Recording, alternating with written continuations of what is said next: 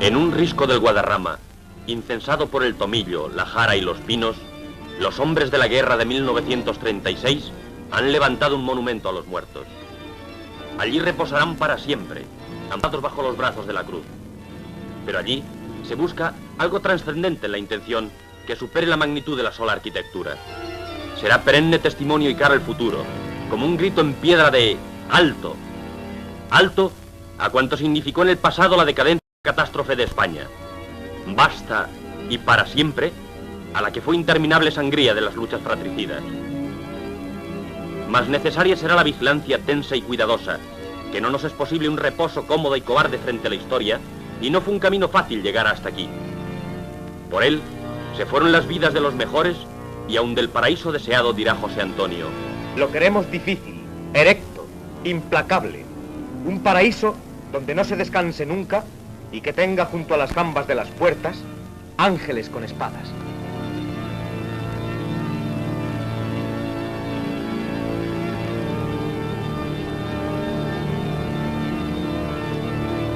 José Antonio, unidos a los que llegan una y otra vez, sin que decaiga el fervor que en ellos encendiste, vamos a entrar nosotros ante tu tumba, y nuestra oración pedirá por tu eterno descanso, al par que renovamos allí la fe en la España que soñaras.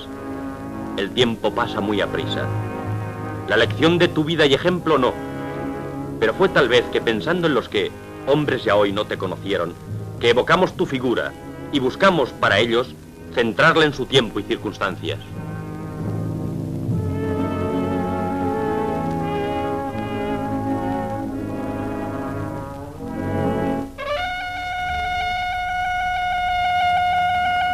Fue como un clarín que impone silencio, como algo que se abre al aire y a la luz entre lo turbio y lo oscuro. Nació en Madrid, en esta casa, de una familia de antigua estirpe señorial y guerrera. El ambiente político en que transcurrió su infancia y primera juventud lo reflejará un día con las palabras. Acordaos de aquella vida chata, tonta, perezosa, escéptica. España, minada por un desaliento ni siquiera trágico, sino aceptado con una especie de abyecta socarronería. En Marruecos, la llaga sangrienta, continuamente abierta, sin esperanza de cura. Aquí, un estado claudicante, ante cuyos ojos sin brillo, iba fermentando la anarquía. Durante aquellos años sigue la carrera de Derecho con profunda vocación, y es apenas terminado sus estudios cuando su padre pasa al primer plano de la política. Dictadura de 1923 al 30, que así enjuicia a José Antonio. La aparición del general Primo de Rivera vino a ser como una afirmación de salud. El pueblo percibía que por primera vez se gobernaba para él. El hombre que pacificó Marruecos, trabajador infatigable por la patria, al que mató, más que el cansancio de 6 años de faena, la tristeza de 6 semanas de injusticias.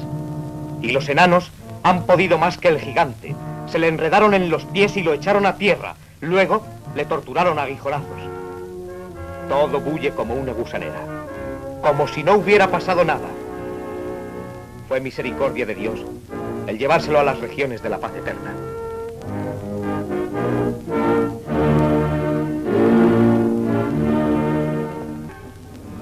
El 14 de abril de 1931 se proclama la República, y de ella dirá José Antonio: el recobrar un sentido nacional y el asentar a España sobre una base social más justa eran las dos cosas que prometían los llamados hombres del 14 de abril.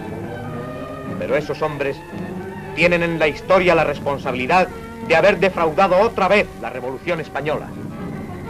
La trágica marcha hacia la catástrofe pronto aumentó su ritmo. El 29 de octubre de 1933, en el Teatro de la Comedia de Madrid, tiene lugar el acto de fundación de Falange Española. Nadie hasta entonces había pronunciado un discurso semejante, sin concesiones, escueto y rectilíneo. En nombre de la unidad patria, lanzaría a las juventudes a las calles, cantando un himno sin odio, de amor y de guerra, en el que se habla de la novia y de las rosas. Emocionadas imágenes de su presencia al frente de aquellos hombres que luchaban para recuperar a España que se hundía. No convocamos para repartir privilegios. Nuestro puesto está al aire libre, arma al brazo y en lo alto las estrellas.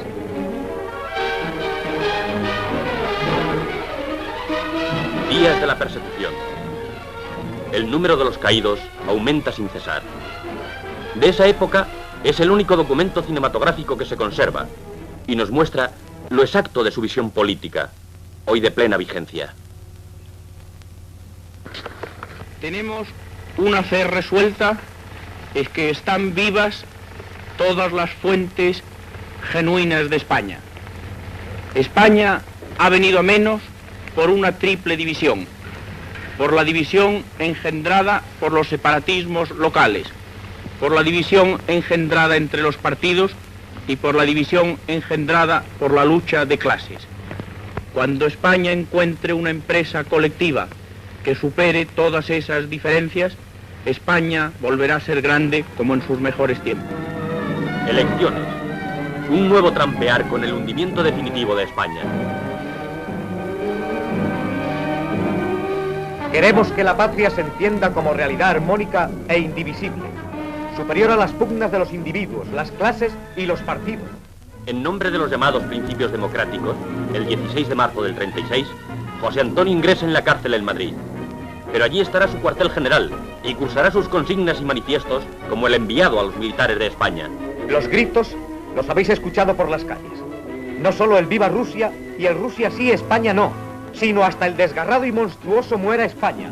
En cambio, por gritar viva España o arriba España, hay centenares de encarcelados. Si esta espeluznante verdad no fuera del dominio de todos, se resistiría uno a escribirla por temor a pasar por embustero. José Antonio ha sido trasladado a la prisión de Alicante. El 18 de julio, la situación es insostenible y estalla el movimiento nacional. Para José Antonio, en la cárcel alicantina, cubiertas las formas legales con un rápido proceso, el final, previsto, es la condena a muerte. En la madrugada del día 20 de noviembre va a cumplirse la sentencia. Con pulso sereno y ánimo entero, escribe su testamento. Condenado ayer a muerte, pido a Dios que si todavía no me exime de llegar a ese trance, me conserve hasta el fin la decorosa conformidad con que lo preveo. Y al juzgar mi alma, no le aplique la medida de mis merecimientos, sino la de su infinita misericordia. Ojalá fuera la mía la última sangre española que se vertiera en discordias civiles.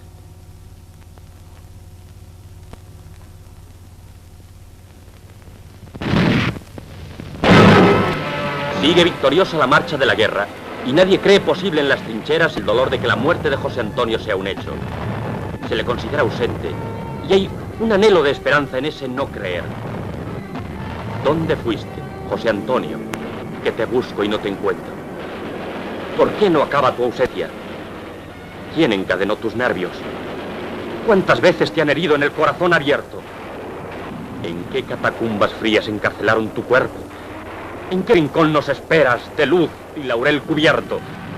España te está esperando con tus banderas al viento y pregunta a las estrellas con los rosarios del sueño. ¿Dónde fuiste, José Antonio? Que te busco y no te encuentro.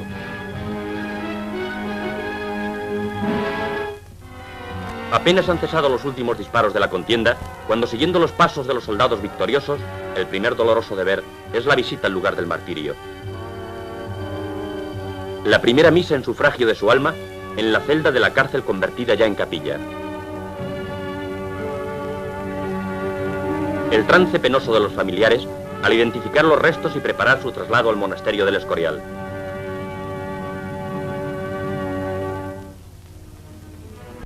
Aquella que fue tenida por piedra de escándalo, nos dice la Escritura, será tenida por piedra de esquina, por fundamento de la casa de Sión. Con lágrimas en los ojos, desde el borde de los caminos, verá España cruzar a hombros el cuerpo muerto del joven capitán. A hombros, paso a paso. ¿De qué otro modo podría volver sobre esa patria a la que tanto amó porque no le gustaba?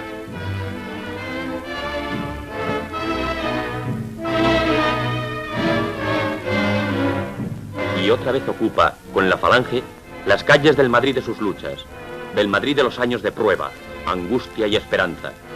Y lo ven pasar los muros derruidos de la Modelo, y borra con su presencia el ellos y nosotros de las trincheras de la Universitaria, y sobre el ruido de los pasos de los que llevan las andas, trae el viento que aún huele a pólvora la vieja estrofa. Cuando sufrías la ira de tu dolor prisionero, y en la noche de la guerra nos acariciaba el fuego, y marchaban tus legiones hacia horizontes eternos y atravesaban cantando mares de plomo y acero y las mujeres lloraban, espanto en los ojos negros. ¿Quién profanó tu camisa sobre el bronce de tu pecho? ¿Dónde fuiste, José Antonio? Que te busco y no te encuentro.